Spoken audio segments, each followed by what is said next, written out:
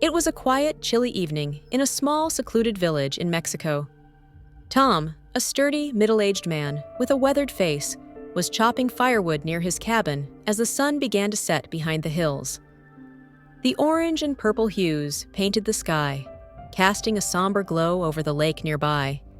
It was a place Tom had always known to be peaceful during the day. But as night approached, an eerie calm seemed to settle over the water, bringing back old stories he'd heard from his grandfather. As he continued to chop, Tom was startled by the sound of laughter. He looked up and saw 3 boys approaching, clearly full of energy and excitement. They were Peter, David, and Lucas, 3 adventurous teenagers from the village. They had towels draped over their shoulders and were wearing swim trunks, obviously planning to go for a swim. "Where are you boys going?" Tom asked, his tone wary. "To the lake," Peter replied enthusiastically, as he gestured toward the darkening water. "We're going for a quick swim before it gets too dark." Tom's face turned serious as he laid down his axe. "I wouldn't do that if I were you," he warned. "The sun is nearly gone, and the lake isn't safe at night." The boys exchanged skeptical glances, chuckling under their breaths. Lucas, the boldest of the 3, laughed and said, "Come on, Tom, you're just trying to scare us with old ghost stories." Tom took a deep breath and continued, "Listen, boys, this isn't a joke. There's a reason no one swims here after dark.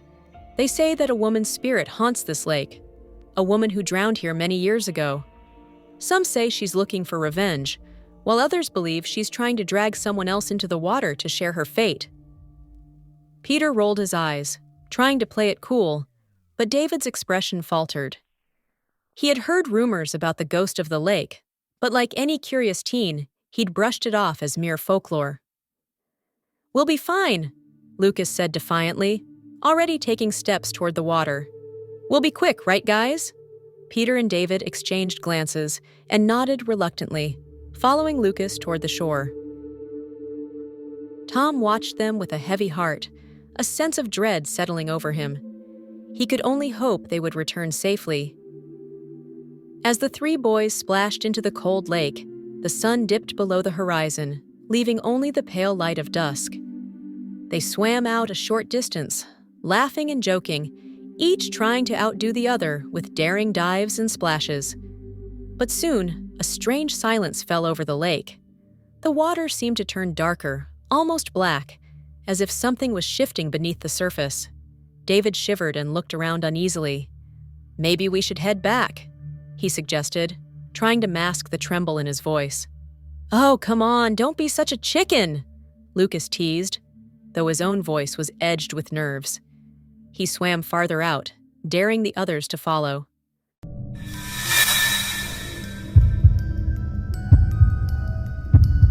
Suddenly, Peter noticed something odd in the water near Lucas. It looked like a pale shape, almost like a hand reaching up from the depths. Before he could call out a warning, the hand shot up, gripping Lucas's ankle tightly and pulling him downward. Lucas screamed, thrashing wildly, but the more he struggled, the tighter the grip seemed to become. David and Peter stared in horror as Lucas's head dipped below the water, only to reappear moments later, his eyes wide with terror. It's got me!" he cried, struggling to stay afloat. Without thinking, Peter and David swam toward their friend, grabbing his arms in a desperate attempt to pull him free. But the grip of the ghostly hand was unyielding, dragging him down with an unnatural force. For a moment, Peter caught a glimpse of something beneath the water. A woman's face, pale and twisted, with hollow red eyes. Her long, dark hair floated around her head like a halo of shadows, and her mouth was open in a silent scream. She locked eyes with him, and he felt a chill seep into his bones, freezing him in place. "Let him go!" Peter shouted, but his voice was swallowed by the water's eerie silence. Lucas's struggles grew weaker as the ghost pulled him further under. His last, desperate scream bubbled up to the surface before his head vanished below, leaving only ripples in the water. Peter and David were paralyzed by fear, watching as the water stilled, the surface smooth and silent, as if nothing had happened. Then, with a jolt, Peter regained his senses. "Run!" he screamed, grabbing David's arm and pulling him toward the shore. The two boys swam as fast as they could, their limbs heavy and their lungs burning. It felt like an eternity, but finally, they reached the edge of the lake, collapsing onto the shore, gasping for air.